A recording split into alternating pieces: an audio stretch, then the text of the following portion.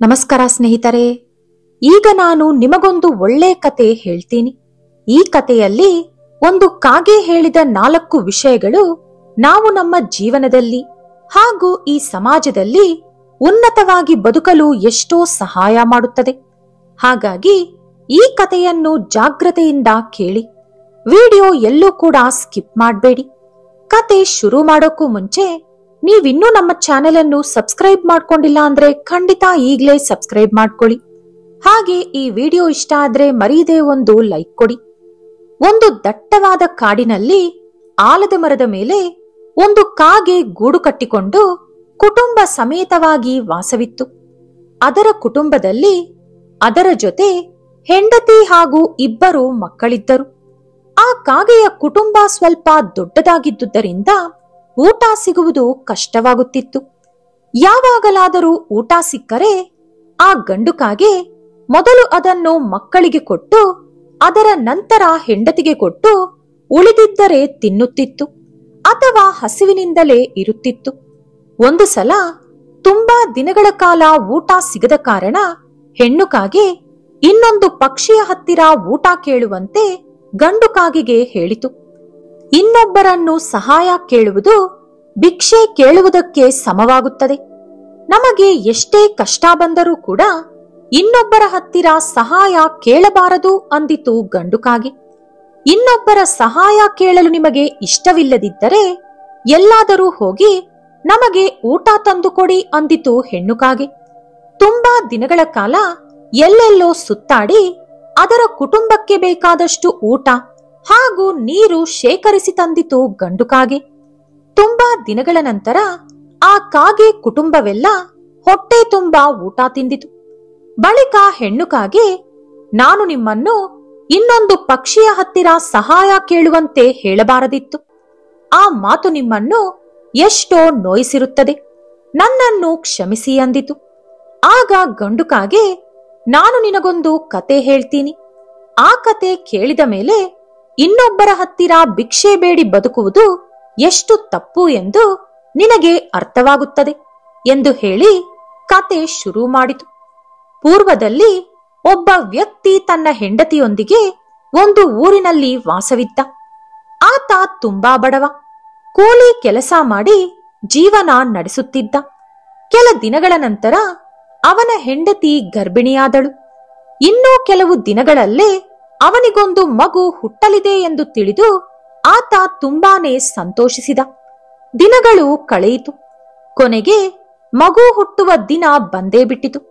ಹೆಂಡತಿಯನ್ನು ಆಸ್ಪತ್ರೆಗೆ ಸೇರಿಸಿ ಅವನಿಗೆ ಗಂಡು ಮಗು ಹುಟ್ಟುತ್ತಾನಾ ಅಥವಾ ಹೆಣ್ಣು ಮಗು ಹುಟ್ಟುತ್ತಾಳಾ ಎಂದು ಆಸೆಯಿಂದ ಎದುರು ನೋಡುತ್ತಿದ್ದ. ಆದರೆ ಆ ಸಂತೋಷ ತುಂಬಾ ಹೊತ್ತು ಉಳಿಯಲಿಲ್ಲ. ಒಂದು ಅಪಘಾತದಲ್ಲಿ ಅವನು ಮೃತಪಟ್ಟ. ಇತ್ತ ಆಸ್ಪತ್ರೆಯಲ್ಲಿ ಅವನ ಹೆಂಡತಿ ಗಂಡು ಮಗುವಿಗೆ ಜನ್ಮ ಕೊಟ್ಟಳು. ಮಗು ನೋಡಲು ತುಂಬಾನೇ ಮುದ್ದಾಗಿತ್ತು. ಗಂಡ ಸತ್ತು ಹೋಗಿದ್ದಾನೆ ಎಂಬ ವಿಷಯ ಕೇಳಿದ ತಕ್ಷಣ ಅವಳ ಹೃದಯ ನುಚ್ಚುನೂರಾಯಿತು. ಈಗ ಅವಳು ಮಗ ಹುಟ್ಟಿದ್ದಾನೆ ಎಂದು ಸಂತೋಷ ಪಡಬೇಕೋ ಅಥವಾ ಗಂಡ ಸತ್ತು ಹೋಗಿದ್ದಾನೆ ಎಂದು ದುಃಖ ಪಡಬೇಕೋ ಅವಳಿಗೆ ಅರ್ಥವಾಗಲಿಲ್ಲ. ಗಂಡ ಇಲ್ಲದೆ ಮಗುವನ್ನು ಯಾವ ರೀತಿ ಬೆಳೆಸುವುದು ಎಂದು ಆಕೆ ತುಂಬಾನೇ ಯೋಚಿಸಿದಳು. ತುಂಬಾ ಹೊತ್ತು ಅತ್ತ ನಂತರ ಏನಾದರೂ ಮಾಡಿ ನನ್ನ ಮಗನನ್ನು ಚೆನ್ನಾಗಿ ಓದಿಸಬೇಕು. ಆಗ ನಮ್ಮಂತೆ ಅವನು ಬಡವನಾಗಿ ಕಷ್ಟ ಪಡುವುದಿಲ್ಲ ಅಂದುಕೊಂಡಳು. ಮನೆ ಕೆಲಸ ಮಾಡುತ್ತಾ ಬಂದ ದುಡ್ಡಿನಿಂದ ಮಗನನ್ನು ಸಾಕುತ್ತಿದ್ದಳು.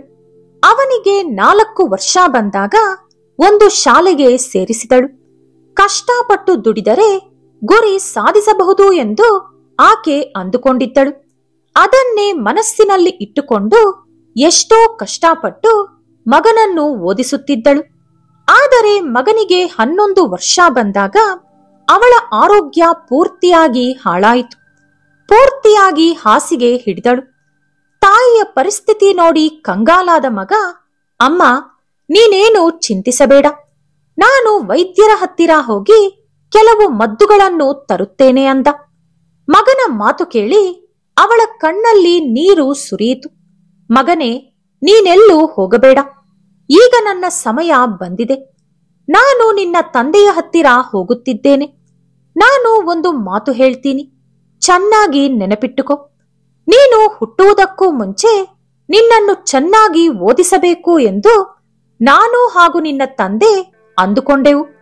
ನಿನ್ನನ್ನು ಒಳ್ಳೆ ವ್ಯಕ್ತಿಯನ್ನಾಗಿ ಮಾಡಬೇಕು. ನಮ್ಮಂತೆ ನೀನು ಬಡತನದಲ್ಲಿ ಬದುಕಬಾರದು ಅಂದುಕೊಂಡೆವು. ಆದರೆ ನಿನ್ನ ತಂದೆ ನೀನು ಹುಟ್ಟುವುದಕ್ಕೂ ಮುಂಚೆಯೇ ಸತ್ತು ಹೋದರು. ಹಾಗೆ ನಾನು ಕೂಡ ಆ ಕೋರಿಕೆಯನ್ನು ತೀರಿಸದೆ ಸತ್ತು ಹೋಗುತ್ತಿದ್ದೇನೆ. ನಾನು ಹೊರಟು ಹೋದ ಮೇಲೂ ಕೂಡ ನೀನು ಚೆನ್ನಾಗಿ ಓದಬೇಕು. ನಿನ್ನ ತಂದೆಯ ಹೆಸರು ಹಾಳು ಮಾಡುವ ಕೆಲಸ ಎಂದೂ ಮಾಡಬೇಡ. ಮಗನೇ, ಯಾವ ದಿನವೂ ಹಣದ ಹಿಂದೆ ನೀನು ಓಡಬೇಡ. ಇತ್ತೀಚಿನ ದಿನಗಳಲ್ಲಿ ಎಲ್ಲರೂ ಹಣಕ್ಕಾಗಿ ಮಾಡಬಾರದ ಕೆಲಸಗಳನ್ನು ಮಾಡುತ್ತಿದ್ದಾರೆ. ಹಣದ ಮೋಜಿನಿಂದ ಹೆತ್ತ ತಂದೆ ತಾಯಿಯನ್ನು, ಕಟ್ಟಿಕೊಂಡ ಹೆಂಡತಿಯನ್ನು ಕೂಡ ನೋಡಿಕೊಳ್ಳುತ್ತಿಲ್ಲ. ನೀನು ಮಾತ್ರ ಆ ರೀತಿ ಇರಬೇಡ. ಸಮಾಜದಲ್ಲಿ ಒಳ್ಳೆ ಹೆಸರು, ಕೀರ್ತಿ ಗಳಿಸಬೇಕು. ಯಾರ ಹತ್ತಿರಾನೂ ಕೈ ಚಾಚಬೇಡ. ಭಿಕ್ಷೆ ಬೇಡದೆ ಬದುಕುವುದು ಆಧಿಪತ್ಯಕ್ಕೆ ಮೂಲ. ಭಿಕ್ಷೆ ಬೇಡುವುದು ಅಭ್ಯಾಸವಾದರೆ ಅದು ನಮಗೆ ಸಮಾಜದಲ್ಲಿ ಅಗೌರವ ತಂದುಕೊಡುತ್ತದೆ ಎಂದು ಹೇಳಿ ಆಕೆ ಮೃತಪಟ್ಟಳು. ಈಗ ಆ ಬಾಲಕನಿಗೆ ತಂದೆ ತಾಯಿ ಇಬ್ಬರೂ ಇಲ್ಲ. ಅವನು ಒಬ್ಬಂಟಿಯಾಗಿ ಉಳಿದು ಹೋದ. ಅವನು ಬಡವನಾಗಿದ್ದರೂ ಕೂಡ ಸೋಲನ್ನು ಒಪ್ಪಿಕೊಳ್ಳಲಿಲ್ಲ. ಅವನು ಇನ್ನೂ ಬಾಲಕನಾಗಿದ್ದರೂ ಯಾವ ಬಂಧುಗಳು ಅವನಿಗೆ ಸಹಾಯ ಮಾಡಲು ಬರಲಿಲ್ಲ. ಅವನ ತಾಯಿ ಕೂಡಿಟ್ಟಿದ್ದ ಸ್ವಲ್ಪ ದುಡ್ಡಿನಿಂದ ಕೆಲವು ದಿನಗಳು ಬದುಕಿದ. ಬಳಿಕ ಆ ದುಡ್ಡು ಕೂಡ ಖಾಲಿಯಾಯಿತು. ಈಗ ಆ ಬಾಲಕನಿಗೆ ಬೇರೊಂದು ದಾರಿ ಇಲ್ಲ. ಯಾವುದೋ ಒಂದು ರೀತಿ ಹಣ ಸಂಪಾದನೆ ಮಾಡಿದರೆ ಮಾತ್ರವೇ ಅವನ ಹೊಟ್ಟೆ ತುಂಬುತ್ತದೆ.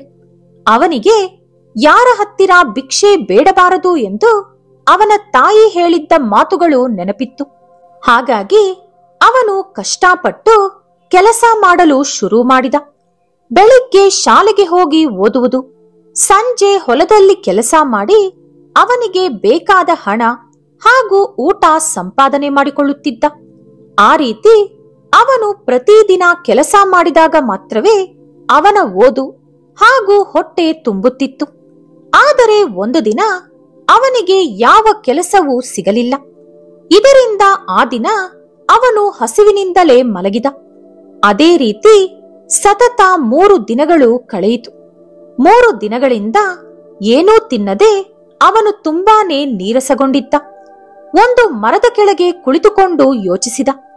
ಕೊನೆಗೆ ಭಿಕ್ಷೆ ಬೇಡಿ ಅವನ ಹಸಿವನ್ನು ನೀಗಿಸಿಕೊಳ್ಳಬೇಕು ಎಂಬ ಆಲೋಚನೆ ಬಂತು. ಆದರೆ ಅವನ ತಾಯಿ ಹೇಳಿದ ಮಾತುಗಳು ಅವನ ಕೈಯಿಂದ ಆ ಕೆಲಸ ಮಾಡಿಸಲಿಲ್ಲ. ಯಾವುದೇನೇ ಆದರೂ ಭಿಕ್ಷೆ ಬೇಡಬಾರದು ಎಂದು ತೀರ್ಮಾನಿಸಿಕೊಂಡ. ಹೋಗಲಿ, ಯಾರ ಹತ್ತಿರನಾದರೂ ಸಹಾಯ ಬೇಡೋಣ ಅಂದುಕೊಂಡ. ಭಿಕ್ಷೆ ಅಂದರೆ ನಾವು ಹಿಂತಿರುಗಿ ಕೊಡದೇ ಇರುವುದು. ಆದರೆ ಸಹಾಯ ಅಂದರೆ ನಮ್ಮ ಕೈಲಾದಾಗ ಅದನ್ನು ನಾವು ಹಿಂತಿರುಗಿಸುವುದು. ಹಾಗಾಗಿ ಸಹಾಯ ಬೇಡೋಣ ಅಂದುಕೊಂಡು ಆ ಊರಿನಲ್ಲಿರುವ ದೊಡ್ಡ ಮನೆಗೆ ಹೋದ. ಅಲ್ಲಿರುವ ಮಹಿಳೆಯೊಂದಿಗೆ, ಅಮ್ಮ, ಈ ಸಮಯದಲ್ಲಿ ನಿಮಗೆ ತೊಂದರೆ ಕೊಡುತ್ತಿದ್ದೇನೆ, ಕ್ಷಮಿಸಿ. ನಾನು 3 ದಿನಗಳಿಂದ ಹಸಿದಿದ್ದೇನೆ. ಕುಡಿಯಲು ಸ್ವಲ್ಪ ನೀರು ಕೊಡುತ್ತೀರಾ ಎಂದು ಕೇಳಿದ. ಅವನಿಗಿದ್ದ ಆತ್ಮಗೌರವ ತಿನ್ನಲು ಊಟ ಬೇಕು ಎಂದು ಅವನನ್ನು ಕೇಳಲು ಬಿಡಲಿಲ್ಲ. ಆದರೆ ಅವನ ಪರಿಸ್ಥಿತಿ ಆ ಮಹಿಳೆಗೆ ಅರ್ಥವಾಯಿತು. ಕೂಡಲೇ ಅವನು ಕುಡಿಯಲು 1 ಲೋಟ ಹಾಲು, ತಿನ್ನಲು ಕೆಲವು ಲಡ್ಡುಗಳನ್ನು ತಂದುಕೊಟ್ಟಳು. ಆ ಹಾಲಿನ ಲೋಟ ನೋಡಿದ ತಕ್ಷಣ ಅವನಿಗೆ ಅವನ ತಾಯಿ ನೆನಪಾದಳು. ಕಣ್ಣೀರು ಹಾಕುತ್ತಾ, ಅಮ್ಮ, ನಿಮ್ಮನ್ನು ನೋಡುತ್ತಿದ್ದರೆ ನನ್ನ ತಾಯಿ ನೆನಪಾಗುತ್ತಿದ್ದಾಳೆ. ನಾನು ಕುಡಿಯಲು ನೀರು ಕೇಳಿದರೆ ನೀವು ನನ್ನ ಹಸಿವು ಅರ್ಥ ಮಾಡಿಕೊಂಡು ಹಾಲು ಕೊಟ್ಟಿದ್ದೀರಿ. ಇದರ ಪ್ರತಿಫಲವಾಗಿ ನಿಮಗೆ ಏನು ಕೊಡಬೇಕೆಂದು ನನಗೆ ಅರ್ಥವಾಗುತ್ತಿಲ್ಲ ಎಂದು ಹೇಳಿದ. ಆಗ ಆ ಮಹಿಳೆ, ನನಗೊಬ್ಬ ಮಗ ಇದ್ದಾನೆ. ಹಾಗಾಗಿ ಒಂದು ತಾಯಿಯಾಗಿ ಇನ್ನೊಂದು ಮಗುವಿನ ಹಸಿವನ್ನು ನಾನು ಅರ್ಥ ಮಾಡಿಕೊಳ್ಳಬಲ್ಲೆ. ನೀನು ನನಗೆ ಏನೂ ಕೊಡಬೇಕಾಗಿಲ್ಲ. ಮೊದಲು ಈ ಲಡ್ಡುಗಳನ್ನು ತಿಂದು ಹಾಲು ಕುಡಿ ಅಂದಳು. ಆದರೆ ಆ ಬಾಲಕ ಮಾತ್ರ ಅಮ್ಮ, ಪ್ರತಿಫಲವಾಗಿ ನೀವು ಏನನ್ನಾದರೂ ಕೇಳಲೇಬೇಕು ಎಂದು ಪದೇ ಪದೇ ಕೇಳಿದ. ಆ ಹುಡುಗನ ಮನಸ್ತತ್ವ ಅರ್ಥ ಮಾಡಿಕೊಂಡ ಆ ಮಹಿಳೆ, ಈಗ ನೀನು ನನಗೇನೂ ಕೊಡುವ ಅಗತ್ಯ ಇಲ್ಲ, ನನ್ನ ಹತ್ತಿರ ಎಲ್ಲವೂ ಇದೆ. ಮುಂದೊಂದು ದಿನ ಒಬ್ಬ ಬಡವನಿಗೆ ಸಹಾಯ ಮಾಡುತ್ತೇನೆ ಎಂದು ನನಗೆ ಮಾತು ಕೊಡು ಸಾಕು ಅಂದಳು. ಸರಿ ಎಂದು ಆಕೆಗೆ ಮಾತು ಕೊಟ್ಟು ಲಡ್ಡುಗಳನ್ನು ತಿಂದು ಹಾಲು ಕುಡಿದು ಆಕೆಯ ಕಾಲಿನ ಮೇಲೆ ಬಿದ್ದು ನಮಸ್ಕಾರ ಮಾಡಿ ಆ ಬಾಲಕ ಅಲ್ಲಿಂದ ಹೊರಟು ಹೋದ. 25 ವರ್ಷಗಳು ಕಳೆಯಿತು. ಅವಳ ಮಗ ಕೂಡ ಬೆಳೆದು ದೊಡ್ಡವನಾದ. ಅವನು ಒಂದು ವ್ಯಾಪಾರ ಶುರು ಮಾಡಿದ. ಆ ಮಹಿಳೆಯಂತೆಯೇ ಅವಳ ಮಗ ಕೂಡ ತುಂಬಾನೇ ಒಳ್ಳೆಯವನು. ಒಂದು ದಿನ ಹಠಾತ್ತನೆ ಆ ಮಹಿಳೆಯ ಆರೋಗ್ಯ ಹಾಳಾಯಿತು. ಆಕೆಗೆ ಕ್ಯಾನ್ಸರ್ ಕಾಯಿಲೆ ಬಂದಿತ್ತು. ಹಾಗಾಗಿ ನಗರದಲ್ಲಿ ಯಾವುದಾದರೂ ದೊಡ್ಡ ಆಸ್ಪತ್ರೆಗೆ ಸೇರಿಸುವಂತೆ ವೈದ್ಯರು ಸಲಹೆ ಕೊಟ್ಟರು.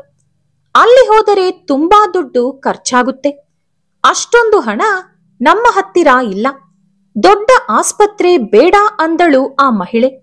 ಆದರೆ ಅವಳ ಮಗ, ಅಮ್ಮ, ಇಡೀ ಆಸ್ತಿ ಮಾರಿಯಾದರೂ ನಿನ್ನನ್ನು ನಾನು ಬದುಕಿಸಿಕೊಳ್ಳುತ್ತೇನೆ. ಹಣ ಹೋದರೆ ಮತ್ತೆ ದುಡಿಯಬಹುದು, ನೀನು ಹೋದರೆ ಮತ್ತೆ ಬರುತ್ತೀಯಾ ಎಂದು ಹೇಳಿ ಆಕೆಯನ್ನು ಒಪ್ಪಿಸಿ ದೊಡ್ಡ ಆಸ್ಪತ್ರೆಗೆ ಸೇರಿಸಿದ. ಕೆಲ ದಿನಗಳ ನಂತರ ಆಕೆಗೆ ಕ್ಯಾನ್ಸರ್ ಪೂರ್ತಿಯಾಗಿ ಗುಣವಾಯಿತು. ಆಸ್ಪತ್ರೆಯಲ್ಲಿ ಇದ್ದ ದೊಡ್ಡ ವೈದ್ಯರೊಬ್ಬರು ಆಕೆಗೆ ಚಿಕಿತ್ಸೆ ಕೊಟ್ಟರು. ಆತ ಪ್ರತಿದಿನ 2-3 ಗಂಟೆಗಳ ಕಾಲ ಆಕೆಗೆ ಸೇವೆ ಮಾಡುತ್ತಾ ಮಗನಂತೆ ನೋಡಿಕೊಂಡ. ಇನ್ನು ಮನೆಗೆ ಹೋಗುವ ಸಮಯ ಬಂತು. ಚಿಕಿತ್ಸೆಗೆ ಎಷ್ಟು ಹಣ ಕಟ್ಟಬೇಕೋ ಎಂದು ತಾಯಿ ಮಗ ಇಬ್ಬರೂ ಕೂಡ ಹೆದರಿದ್ದರು. ಆಗ ಒಬ್ಬ ವ್ಯಕ್ತಿ ಬಂದು ನಿಮ್ಮ ಚಿಕಿತ್ಸೆಗೆ ಖರ್ಚಾದ ಹಣ ಎಂದು ಚೀಟಿ ಕೊಟ್ಟು ಹೋದ. ಅದನ್ನು ತೆಗೆದು ನೋಡಿದ ಕೂಡಲೇ ಆ ಮಹಿಳೆಯ ಕಣ್ಣಲ್ಲಿ ನೀರು ಸುರಿಯಲಾರಂಭಿಸಿತು.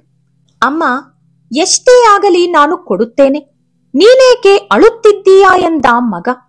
ಆ ಚೀಟಿಯನ್ನು ತೆಗೆದುಕೊಂಡು ನೋಡಿದ.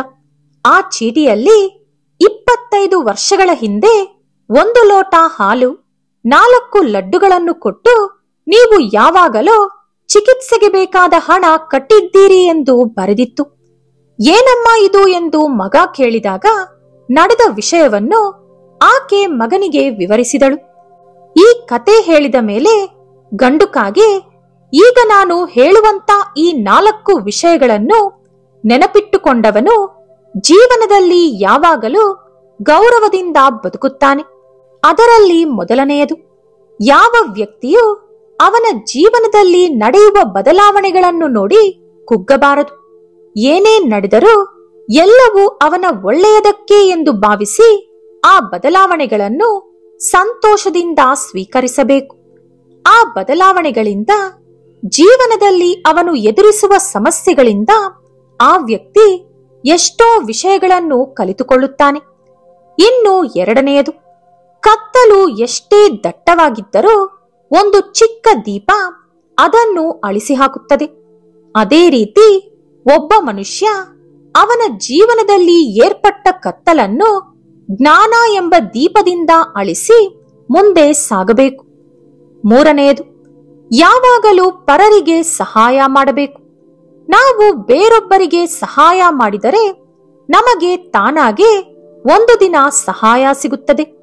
ಬೇರೊಬ್ಬರು ಕಷ್ಟದಲ್ಲಿರುವಾಗ ನಾವು ಮಾಡುವ ಸಹಾಯ ಚಿಕ್ಕದಾಗಿದ್ದರೂ ಅದು ಅವರಿಗೆ ಎಷ್ಟೋ ನೆಮ್ಮದಿ ಕೊಡುತ್ತದೆ. ಇನ್ನು ನಾಲ್ಕನೆಯದು, ನಾವು ಎಷ್ಟೇ ಕಷ್ಟದಲ್ಲಿದ್ದರೂ ಒಬ್ಬರ ಹತ್ತಿರ ಭಿಕ್ಷೆ ಕೇಳಬಾರದು.